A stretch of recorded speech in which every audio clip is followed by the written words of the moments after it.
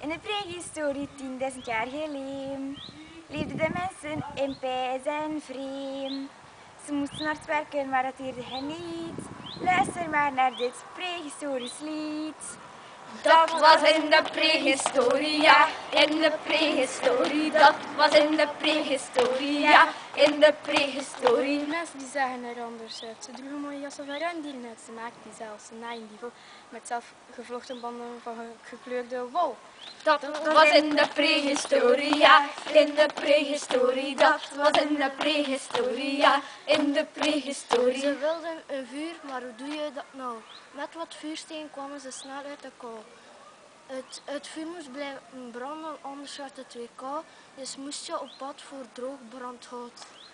Dat was in de prehistorie, ja, in de prehistorie. Dat was in de prehistorie, ja, in de prehistorie. Het gerommel in de bukken ging door merg en been. Dus op rendierjacht met de pijl van steen. Zelfgevlochten mandjes vol bos daarbij. Ze smulden ze op in een kommetje gemaakt van klei. Woe!